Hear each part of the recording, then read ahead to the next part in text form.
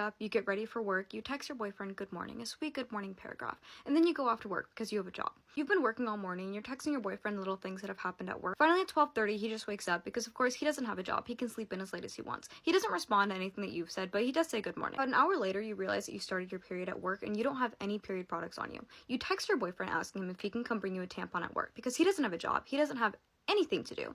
He tells you that he can't bring you a tampon because he has to do homework. You text him again, telling him it's an emergency. You really need a tampon. Ask him if he can please take a few moments out of his day to come down and bring you a tampon at work. He again refuses and says that no, he has to do his homework. You ask your coworkers, maybe one of them has a tampon, but you have had the misfortune of being scheduled with only your male coworkers today, so none of them have a tampon. Finally, you have no other option. As uncomfortable as it is, you have to text your other male friend, who is the only other person you know in this area because you know he has a little sister, and you ask him if he would be willing to bring you a tampon at work. As embarrassing as this is for you, this is a goddamn emergency. You also feel increasingly bad about asking this other friend for a tampon because you know they live a lot further away from your work than your boyfriend does, so this would be a little bit of a trip for them. It's actually kind of going out of the way for them. Your boyfriend, it would have been like a 10-minute drive. This friend, it would be a near 30-minute drive. But because you just moved to this area, you have no friends. This is the only other person you know in this entire area. You text him so apologetically, asking him if there's any chance in the world, only if he happens to be driving by this area, if he can drop off a tampon for you.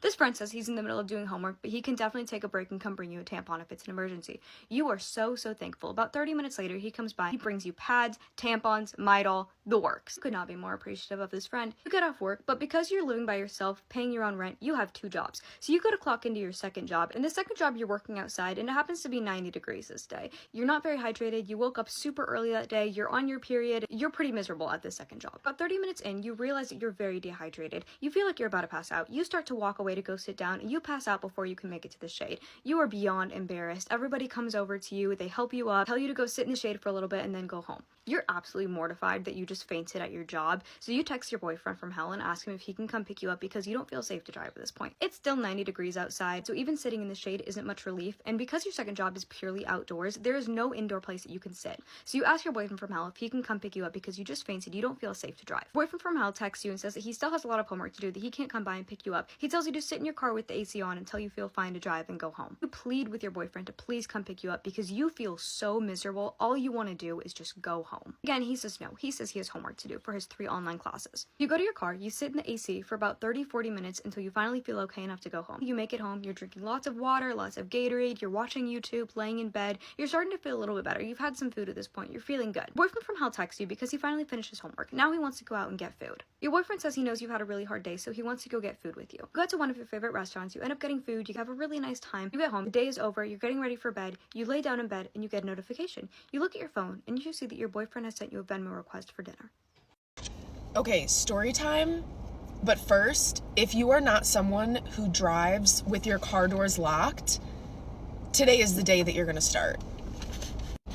So I'm on my way to work this morning. My maps takes me down a side road because the main road is super busy and backed up with traffic. It's icy, there are speed bumps, so I'm going really slowly. And a man kind of walks into the middle of the street in front of my car and is like, stop. And I'm telling you, he seems normal. Like, he seems like a man who is either gonna ask me to like pause for the kids at the school to cross the street, or is like, there's actually an emergency that could happen to anyone and can you call whatever. So I stop, right? Now he runs around to my side window, and at this point I'm like, I don't know if I want to like roll down the window for a complete stranger, especially a man, right? But before I even have the time to contemplate what I'm gonna do, he opens my car door and jumps into my car. Now remember, he's on my side, so this man is fully sitting on my lap, and he goes, drive. So I'm like, what is going on? He pulls up his foot, bare ass feet, no socks, no shoes. He was running through the snow, which I'm like, okay, that's unfortunate, right? But he's sitting in my lap like a little gremlin, like move the Chipotle. He's sitting in my lap like this, bare feet. So then these 2 people come running over to my car and they start pulling him out. And he's like holding on to the steering wheel as they're trying to pull him out, right? He starts throwing punches. He clocks the guy right in the side of the head. a black eye immediately starts like forming. He clips me a little bit. I'm fine. They get him out. He jumps back in, like cannonballs back in. They pull him out. It's this whole thing. Now, eventually when they get him away, the guy who helped pull him out comes back to my car. Shout out to Aaron. Thank you, Aaron, for saving me. He's like, I am so sorry. This man just escaped from the psych ward 2 blocks away.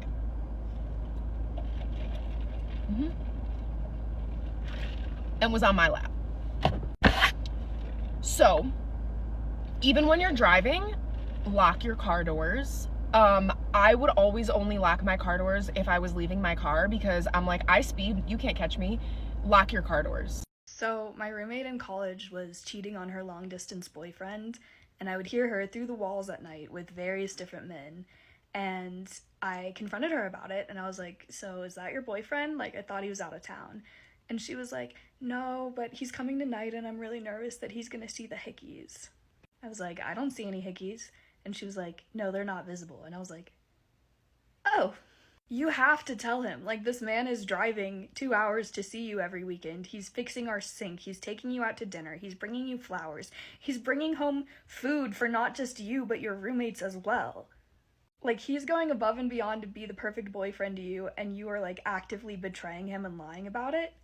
So I waited for the boyfriend to get to the dorm that night, and then I was like, oh, hi, insert the other guy's name here.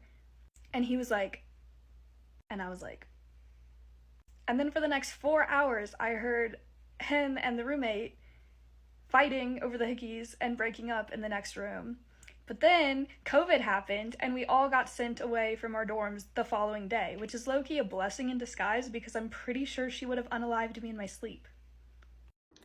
Put a finger down if your whole life you wanted to become a mom, you met the guy of your dreams, end up getting married, and end up getting pregnant after a month of trying, and you're super excited to welcome your new baby into this world, and you feel super confident about having a baby and going back to work because you have an amazing mother-in-law who has been begging for a grandchild and is super excited to watch the baby, says everything's no problem, it'll be great.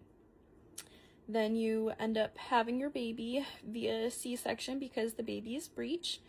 You only get 4 weeks off of work because you have no maternity leave, and you end up having to go back to be able to provide for your baby and also get health insurance, since your husband doesn't get health insurance through his job because he works for a small company.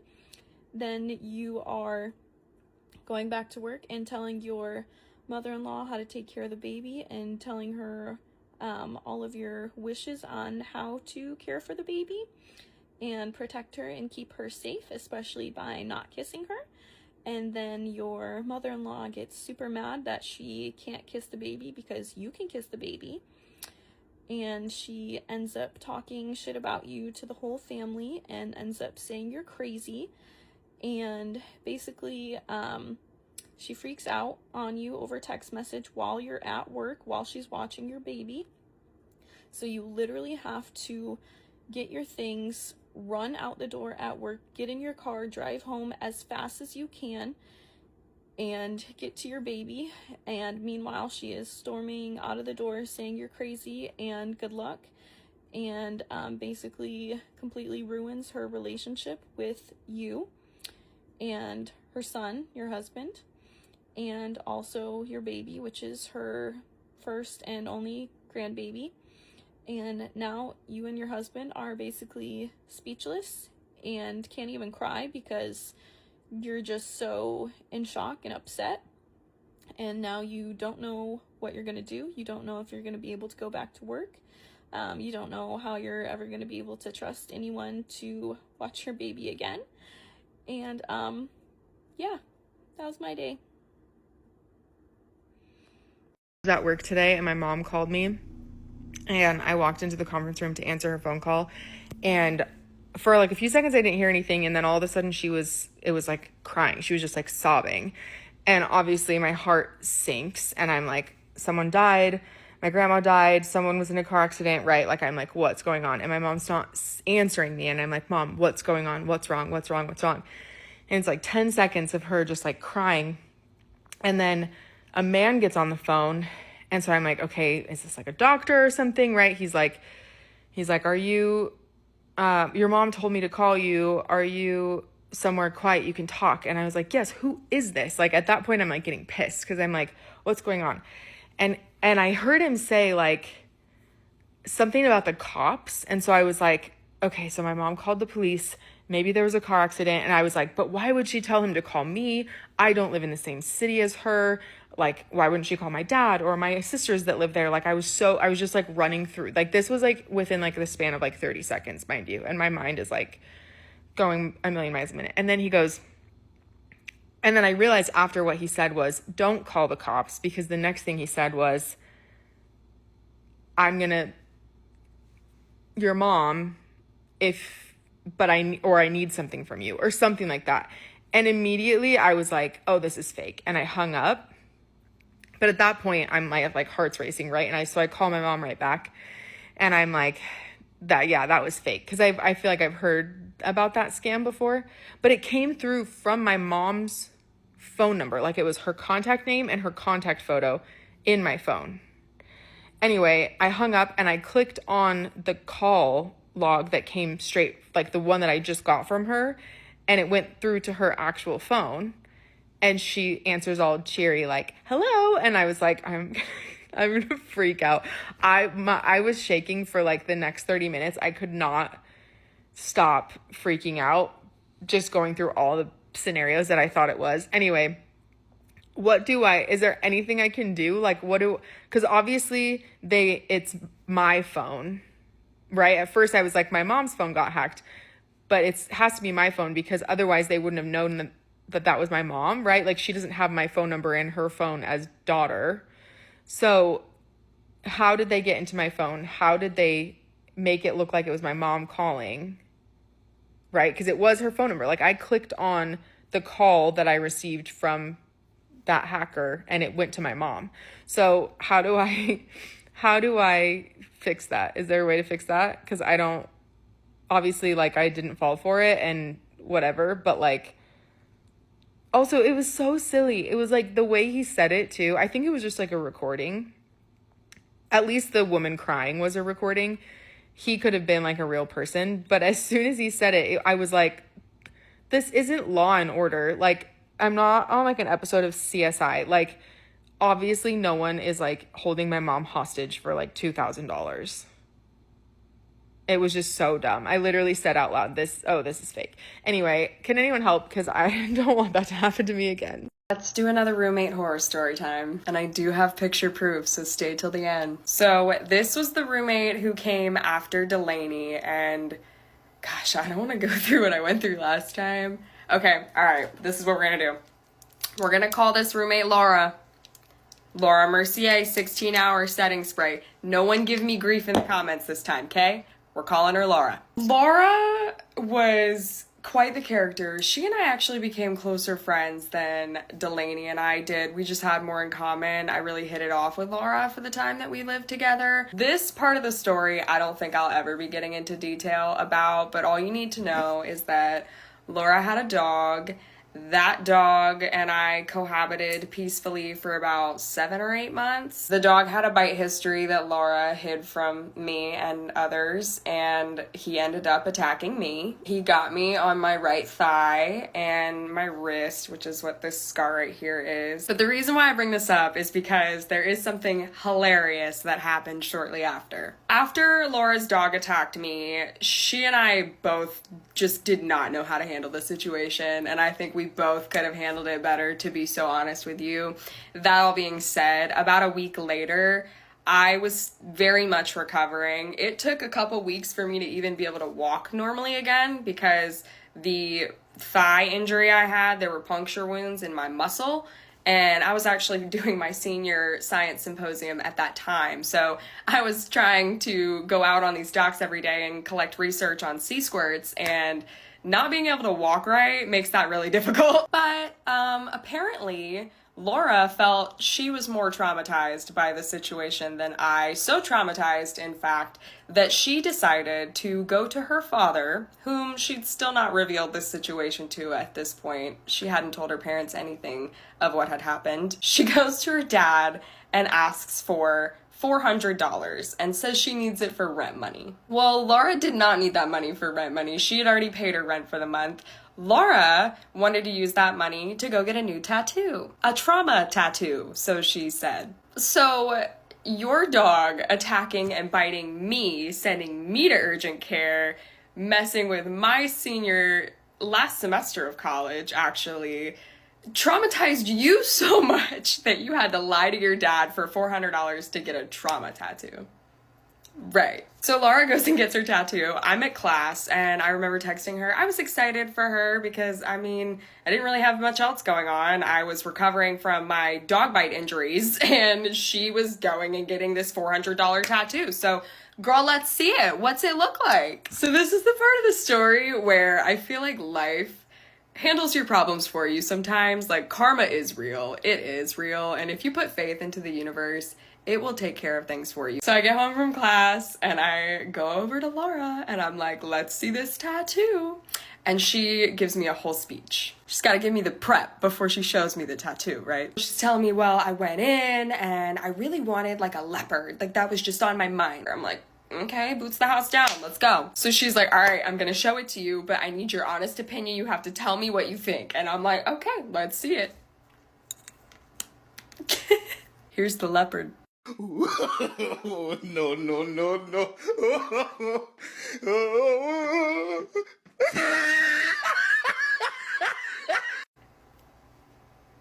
And listen, I'm so sorry. Like, I feel kind of bad about this one because I am laughing about art that is on someone's body for the rest of their life. But to be so freaking fair, she chose that, paid for it, looked at the stencil on her body and approved of it, and then sat there for the hours it took for him to put that on her body. I just can't get over the balls on her to lie to her parents and ask for $400 for that shitty ass tattoo and then to blame it on needing to heal from it's a trauma tattoo. It's gonna help me feel better about what I went through. Girl, what'd you go through? Getting a shitty tattoo?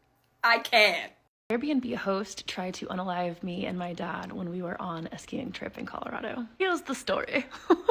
Okay, so my dad and I take a yearly skiing trip. We always go to Colorado and we go ski in Vail, and we always get an Airbnb because that's how we roll. I think just like with everybody else, there's always like this underlying fear in the back of your head, like what if something were to happen? I always feel the same way, like in an Uber too. Like, are you ever really sure who you're renting this home from, and is it actually secure, or can they just break in the middle of the night and do something crazy? So this specific Airbnb that we stayed at was like the basement of a home in Colorado, and we rented it from this really nice older woman who we met when we got there. So we got to the Airbnb, we met her, and she let us know that she would not be staying in the home while we were there for the weekend, but that she had a roommate and that he worked a lot and that he would come in late at night and go to sleep in his room upstairs, and that we would have the entire basement to ourselves and we wouldn't be bothered. So we go to sleep on the first night, we have no issues, we wake up the next day, we go skiing, and then we come back for the evening.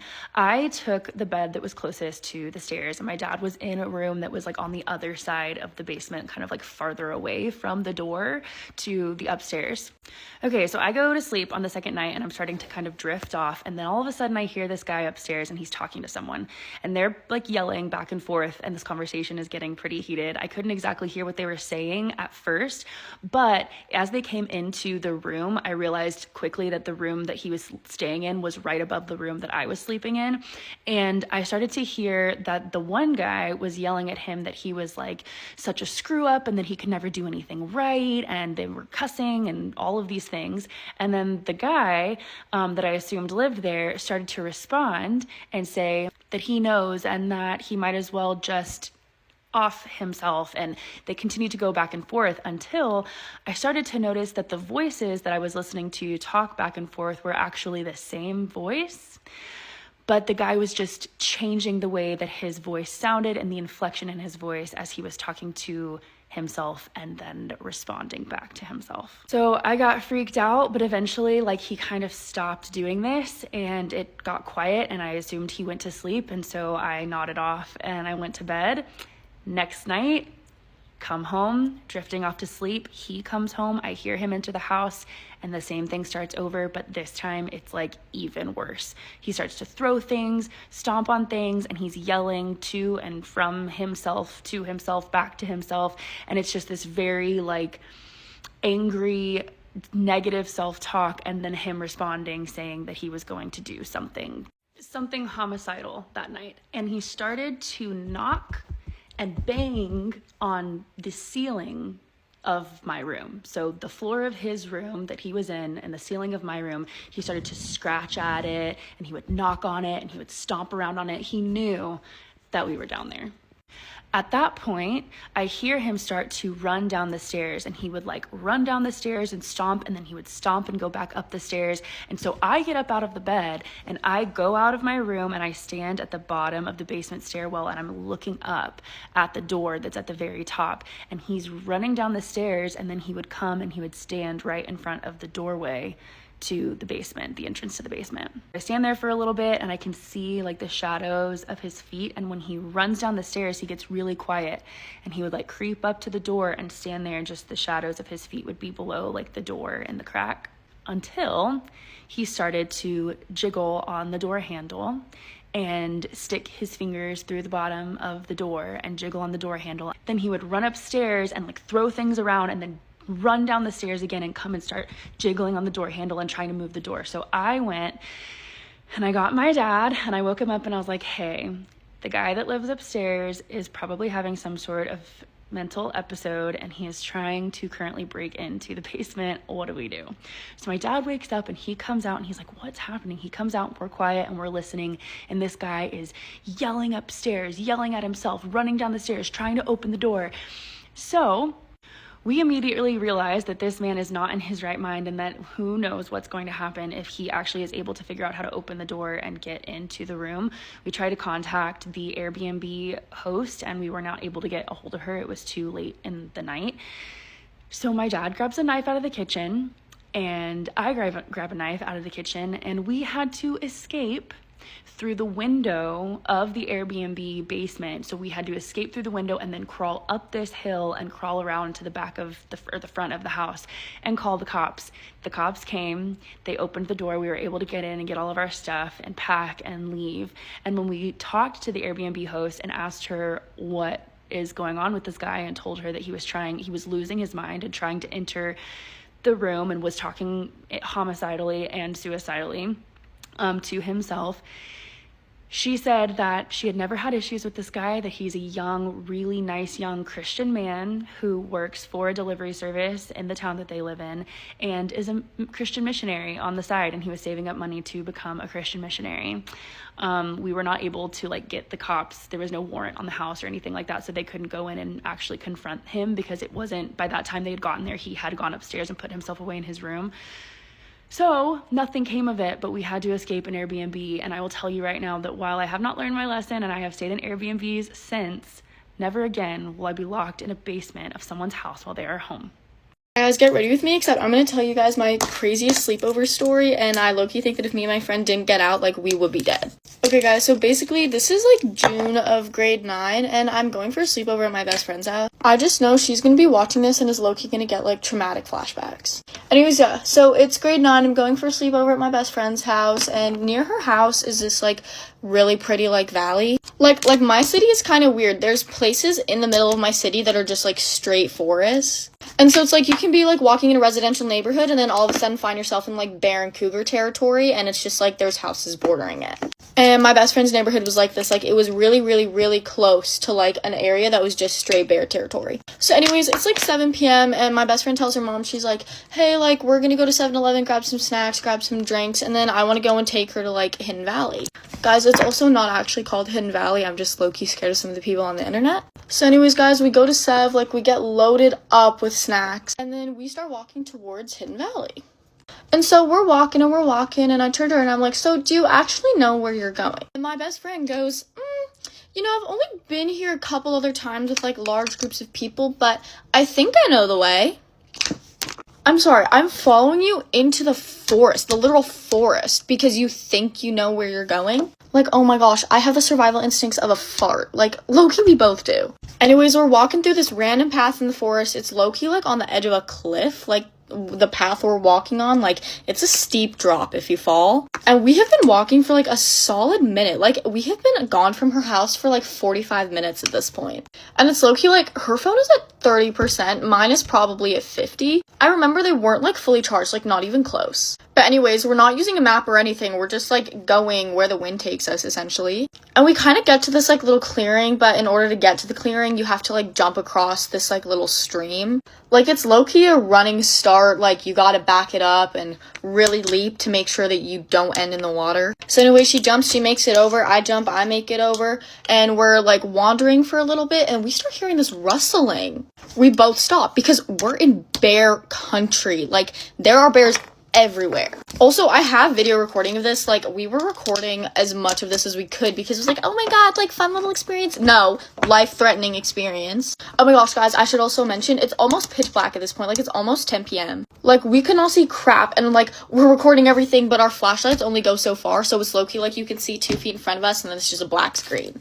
Anyways, we turn behind us, we're like, oh my god, is this a bear? Is it a cougar? Is it just a rustle? Is it a human? But we think nothing of it, we keep going forward, and then we hear the rustling again. And my best friend, she doesn't skip a beat. She's like, oh, hell no. And so she looks at me, she screams, Niana, bear. And we freaking bolt it up. Like, we bolt. I'm talking like I have never ran so fast in my life. I thought I was gonna get eaten by this damn bear. And we were like, oh my god, like, what if it's a mama? What if she has cubs? Like, mamas are always so aggressive. Anyways, so we start running to the top of the hill because, like, we're walking up a hill and it's coming from behind it. Like, it's coming from the way we came. So we start running further into the woods. Finally, we get to the top of this hill. We're, like, stopped. We're taking a breath. And my best friend is low-key, like, 7 feet away from me because, like, we were running different places. So anyways, I'm recording. I'm saying my little vlog. Oh my god, guys, like, we just saw a bear. Ah! And in the background, you hear her go, Niana, Niana, Niana, Niana. But I'm, like, ignoring her. I'm like, guys, like, we almost got eaten by a bear. Like, what the heck? Posting all of this to my private story, too, like, as it's happening. And you can still hear her in the background going, Niana, Niana, Niana. And finally, I turn to look at her. I'm like, what? Like, what? And she is standing. She looks white as a ghost. She's facing the opposite direction as me. And she's shaking. Like, I'm literally seeing her. Every single part of her is vibrating. She's like, Niana, look, Niana, look. She raises her hands. She points, like, in front of her. I stand beside her. I'm like, what am I looking at? And then I see it. There were 2 adjacent hills. Like, this was the hill here. And this was another hill here. We were standing at the top of this one. The other one is maybe, like, 90 yards away.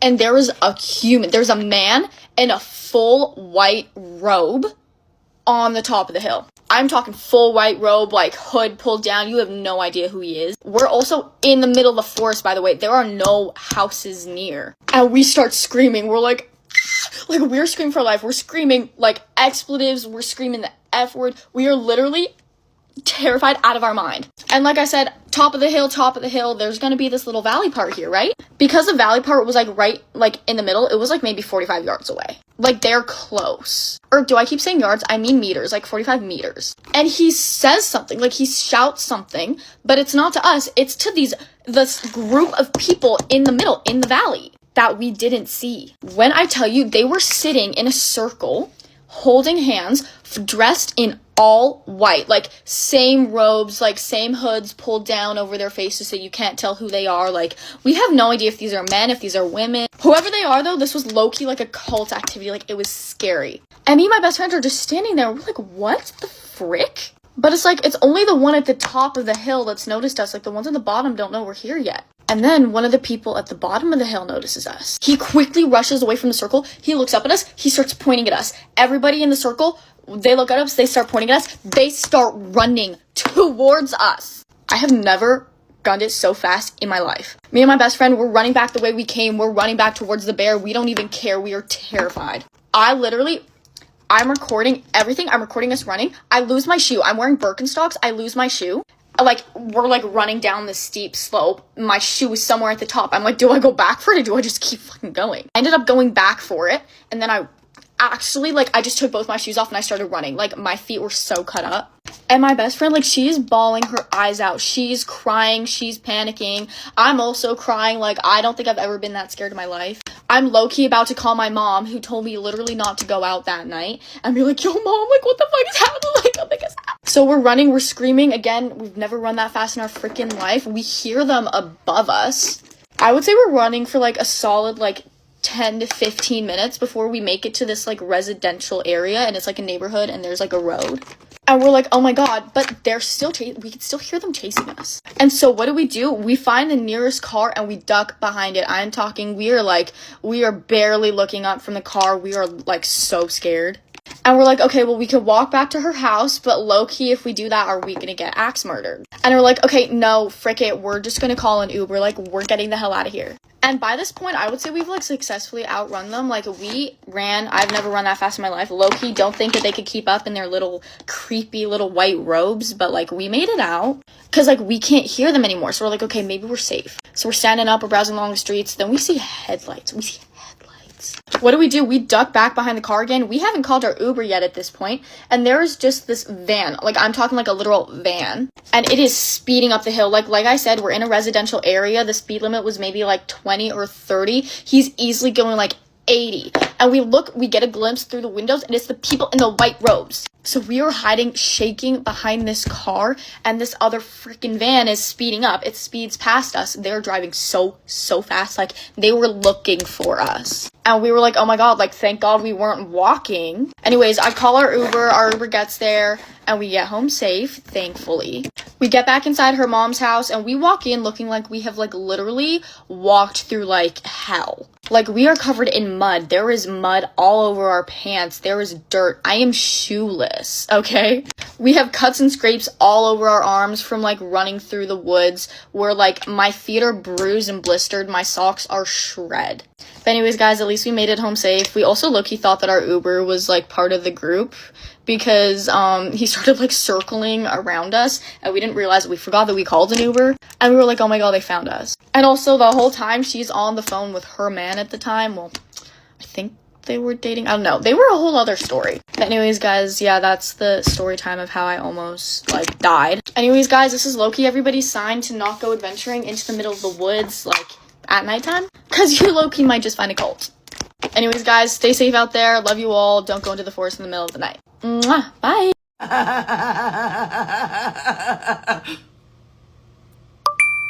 Story time on the craziest, most psychotic, worst person I've ever met in my freaking life. Part 1 of 1, maybe? I don't know how many parts this is gonna take. But I'm using the 10-minute feature, so hopefully it's just one. So, we're gonna call her Joe Crazy. I don't know if that's giving away too much, but, like, that's not really revealing her name. Anyway, we met at my last job. My last job was a retail store in New York City. And I had been working there like 2 years already. New girl comes in. She's a transfer from another store, okay? And immediately off the bat, I'm like, my freaking girl matches my freak. And I'm constantly telling her that. I'm like, dude, you like match my freak in such a real way. Like, you're awesome, whatever. And we hit it off. We're always kikiing at work. It's chill. It's fun. And at this job, at this location, everyone at work was low-key friends. Like, there was friend groups. We used to go out together a lot. Like, it was close-knit community over there. So, you know, like, I personally and other people have tried to invite this girl to multiple friend hangouts, but she, like, just couldn't make it all the time. Maybe she was lying. Like, looking at it now, maybe she just didn't want to hang out with us. I don't know. But eventually, it was this girl's birthday at work. Let's call her Ashley. I don't know. Ashley had a birthday. And I wasn't invited until, like, day of, which maybe should have been a red flag, but whatever. We go to this girl's birthday. It's a big group of us from work, like half guys, half girls. And we go to a club in Brooklyn. Now, this club in Brooklyn, they really wanted to listen to Spanish music. So it was like an 18-plus event, which we're all, like, over 21. But the birthday girl wanted her Spanish music, so, bitch, we were going to go to the club with the Spanish music. So anyway, we're at this event. And once again, 18 plus. And before this, we pre-gamed, and I I got really drunk really fast. So literally immediately as we got to the function, I was throwing up in the bathroom. Normally I like to keep it classy, but I don't think I ate that day, and I don't think I realized how that really affects you in that way. So whatever, I'm throwing up in the bathroom. Joe Crazy, she is like real one. She comes to the bathroom and she's trying to help me vomit. I can't vomit. Dude, she puts her fingers down my throat to help me vomit. My vomit is on her hands in the toilet. I vomit, and and she's also giving such like great words of affirmation. She's like, "You're so beautiful. You can do this. This happens to everyone. Don't even worry. Don't be embarrassed. You're amazing. You're awesome. You're hot. You're sexy. Vomit, vomit, vomit." And I thought that was really beautiful. Like, we had hung out before. Me and Joe Crazy had hung out multiple times before this. We had gone out for drinks. We spent last New Year's Eve together. I met some of her friends. She met some of my friends. Like, she was really like this close to becoming my girl, you know? And after this whole like helping me vomit and like being like, you would think like an angel from heaven above, I was like, oh, we're locked in. Like, she's officially my girl, whatever. Anyway, so she also gets really drunk. And here's the thing about Joe Crazy.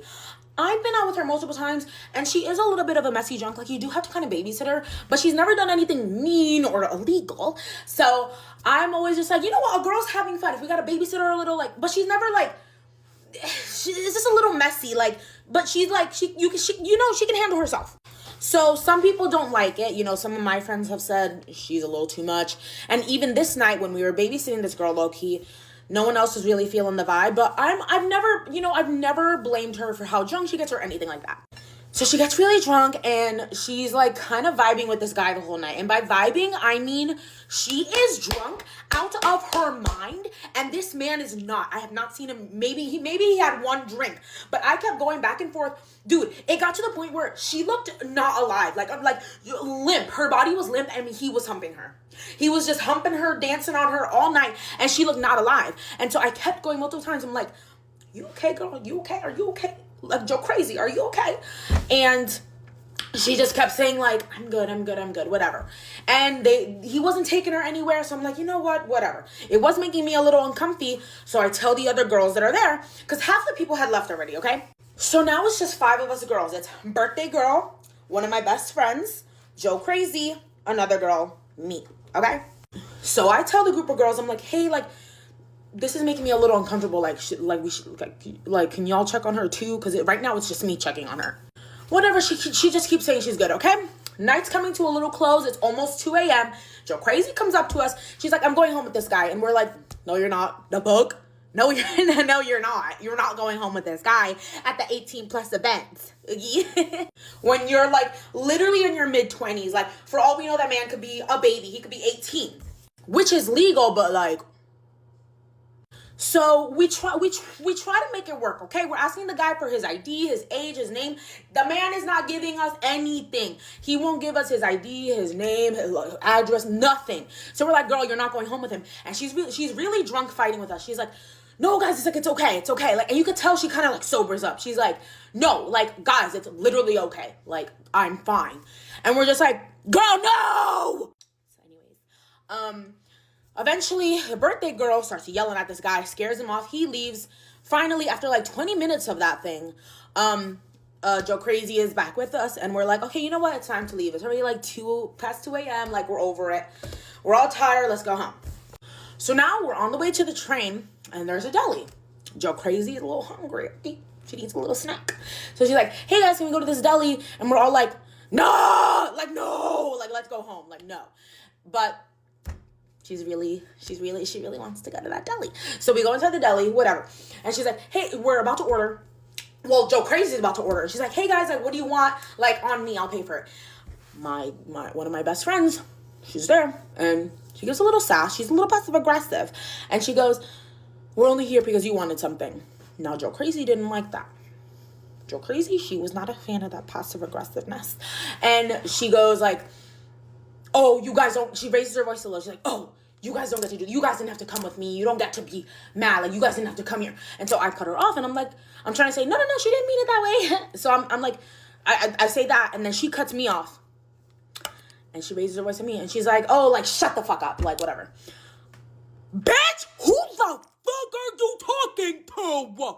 So I just go, I'm like, okay, relax. Like, You don't get to talk to me that way. I don't care how drunk you are. You need to calm down. Like, gentle parenting her. She didn't like that. She didn't like that one bit. So now she's yelling at me in this packed deli, like at 2:30 a.m. in Brooklyn. And she goes, now I'm going to try to recreate this to the best of my ability and what I remember, okay? But I don't know if it's 100% accurate. But she goes, after I say that, oh, shut the fuck up, you fucking bitch. Like, none of us here even wanted you here. Nobody wanted you here. You have to force your coworkers to hang out with you. Fuck you. Shut the fuck up, you fucking bitch. So at that point, I was like, oh, you're a psycho. I'm leaving. I walk out. I'm walking out alone. And then as I'm walking out alone, fucking instigators are all like, drunk words are super thought strong. Like, you don't think I know that, bitch? That's why I'm fucking leaving. Anyway, as I'm leaving, I'm about to open the deli door. I'm like, wait, why am I leaving alone? I have my girl here. Like, let's not embarrass ourselves. So I turn around. I'm like, calling my friend. She follows me because that's my fucking girl, okay? I leave, and she's like, oh my God, Sophia, like, she didn't mean that. Like, she's just drunk. She didn't mean that, blah, blah, blah, blah, blah. And so, honestly, I'm believing her because literally the day before this, she asked me, she unprompted texted me, asking me to hang out. She said, I get out of work early. Do you want to go for happy hour? I couldn't because I was busy. But the day before she texted, let's keep that in mind. Keep that in mind. So anyway, I'm thinking, you know what? You're right. She's just drunk and she's always been a little crazy when she's drunk. Like, she didn't mean it, whatever. But still, I tell my friend, I'm like, I don't care if she meant it or not. Like, I've never had anyone speak to me that way. My other friends have been drunk before. That has never happened. I don't care. You can stay. I'm going to leave. So then she reminds me the birthday girl is there. And it's a little rude to leave the birthday girl with Joe Crazy. So then I'm like, okay, you know what? You're right. I wait outside the deli, okay? I was like, a few minutes goes by. She comes outside, Joe Crazy, and she says, Sophia, what just happened? So the mature person I am, I go, like, Joe Crazy, let's just talk about this tomorrow. Like, let's just go home. She didn't like that, I guess. So now she's yelling at me on the street in front of everyone, and she's just... I'm gonna have to make a part 2. I'm sorry. I thought I was gonna fit this in 10 minutes, but that's not. Yeah. Now I'm panicking. Yeah, don't panic. No, I am, because I'm gonna lose my job. Okay, y'all. So, part 1 of who the fuck did I marry? Let's get into it. So, I'm gonna give y'all the whole story, right? Sorry, y'all. I had to come outside. But, part 1 of who the fuck did I marry? Okay, so backstory of how we met. I'm hanging out with my best friend, Devin. We go have a couple drinks at this place in Houston, and we're headed back to my apartment. In the midst of heading back to my apartment, one of my friends calls me, and he's like, oh, pull up to Prospect Park. If you're from Houston, or if you know about Houston, Prospect is like just a tourist spot. It's cool. You can have drinks, food, whatever, hookah. And at first I was like, I'm gonna go home because we already been drinking. Like, I might as well go home. But Prospect is literally a minute away from my house. So I'm like, let's just stop into Prospect and let's see Dwayne, because that's my homie for real. Like, let's talk to him. We go into Prospect, and Dwayne is Dwayne. He has another friend with him, and then there's 2 other guys sitting on the opposite side of him. So I sit next to Dwayne because that's my friend. And me and him are just talking, and I see this guy looking at me from, like, the other side, but I'm not paying him no mind because I'm just there for Dwayne and the vibes or whatever. Then, it's so crazy, the butterfly effect, because how one small decision can change your life. It's so cold in Prospect, and me and Devin are shivering, and I give Devin my jacket. I'm like, I'll give you my jacket, and I'll go sit on the other side by the other guys. I should have never did that shit. So I go over there, and I sit by him, and he instantly just starts talking to me, and, like, the conversation was cool, and he was very attractive, and, like, everything flowed. Like, it was cool. At this point in my life, I was in a very transitional phase, so I was already going through a lot. And, like, it was just cool to have somebody to talk to. We exchanged numbers. We exchanged social media information. And he's like, yeah, we're going out later tonight. Are you going to come? And I'm like, yeah, I'll come. I go home, and I go straight to sleep. So he blows up my phone. I'm not coming out. And then he texts me some weird shit like, oh, you could have told me you weren't coming or you weren't interested. Like, that should have been the first red flag. But I digress. I'm like, whatever. I read his message. I don't reply at all. And I don't talk to this man for a whole month. He's like hitting me up, reaching out. I'm ignoring him for a whole month, not intentionally, just because like I said, I was in a transitional phase in my life. Like, I wasn't trying to get to know anybody. So then, after a month of me ignoring him, mind you, I met him July 29th, ignored him for the whole month. So I see on his Instagram that he's like out the country or something. And I message him and I'm like, hey, where are you at? And he ignores me for like 3 days. And then he messages me back and he's like, oh, I was in Europe or some shit like that. I don't know. And then we get to conversing via social media. And it was cool. Like, he didn't have any red flags to begin with. Like, it was chill. So then, he's like constantly trying to take me out on a date and I'm sorry, y'all. I lost so much weight dealing with this. But anyway, he's constantly like trying to take me out on a date and things like that. And I'm like, like, I was going through a lot of shit in my life. So I wasn't really trying to entertain anybody. Somehow, some way, we get to talking a lot more throughout the days or whatever. And then he comes to my house, but I told him I don't let people I don't know in my house, but we can stand outside and have a conversation. And we stood outside and talked for like 2 hours. And it was cool. Like, the vibes were there. I'm like, oh, like, he's a cool person. Like, I was sadly mistaken. But those 2 hours of me talking to him outside made me like him or made me be interested in, like, getting to know him. So we start talking, like, it starts becoming a thing. And at this point, I had just got a new job at a bar. And so I'm like, we were having a family and friends soft opening. I'm like, hey, come to our family and friends soft opening. Like, it's going to be fun. He's like, all right. And after you get off, like, I want you to come home to me. And I'm like, okay, cool. He comes to the family and friends soft opening and he gets drunk and it wasn't bad. Don't get me wrong. He was a little bit extra, but it wasn't nothing too much. After I end up getting off, which was like around 1 o'clock, 2 o'clock in the morning, I'm like, yeah, I'm riding with my best friend. I'm like, yeah, we got to drop somebody off. Then we're going to get some food. Then I'm going to go home, take a shower, get some clothes, and then I'll be on my way to you. He lives 5 minutes away from me. He fucking loses it, like completely flies off the handle with me. It was like, you knew I told you to come over after you get off. Like, why you got to do all this extra shit? Why you ain't just pack a bag? Like, just questioning my moves. Mind you, this is like maybe 2 weeks into us, like, no, it probably was like a month into us actually like talking for real. So him losing his mind, going off the handle, I get upset and like we just stopped talking. And he blocks me for a whole week. A whole week, there's no contact. We like nothing. We're not, and I'm in my head, I'm trying to make sense of it because I'm like, that was not that big of a deal for us to like for you to block me for a week, but whatever. Fast forward a week later, I'm at work again and I'm telling my friend at the time, like, I really want to hit this person up. And she's like, just think about it. And she's like, I'm gonna go over here for a second, but think about it. As soon as she walks away, I kid you not, I don't know if I thought this man up or like what happened or if the devil was just really adamant on trying to get my soul. But he texts me and he's like, hey, how you been? I was like, that's crazy. I was just talking about you. Like, I've been thinking about you. And he's like, oh, I hope it was only good things, this and that. At this point, like, yeah, I can kind of see some red flags with anger and his drinking, but it's not anything too red where I'm like, okay, I'm not talking to him at all. So that night we talk or whatever. I'm at work, so I get home late and he's like, I'll just come get you tomorrow. We can hang out. I'm like, all right, cool. He comes and gets me the very next day and we were together ever since then. At first, it is amazing. Like, he's love bombing me. He's telling me, if you scroll down my TikTok, you'll see the messages where I'm like, messages my man sent me that made me know that he was the one. He was love bombing me and he was lying. He was full of shit. Like, he was doing a lot. And I was falling for it because, I don't know. I really liked him. I did. And the sex was fire. So, like, yeah. So, I got to make sure I tell everything piece by piece because it's a lot that happened. Mind you, we got married in 6 weeks. He asked me to marry him in 6 weeks. So just keep that in mind because I'm not going to put it all on him. Like, he's just so crazy, this and that. We're both crazy. So keep that in mind. We got married in 6 weeks. So fast forward, like, we started spending a lot of time together. It was cool. It was fun. Like, we were doing a lot of stuff together. And he's planning a life with me and, like, all this shit. Like, it was a lot. But I'm feeding into it because I really liked him. I liked him and the sex was fire and he's a gorgeous ass man. Ooh, he's so fine. But that's why I'm falling into it.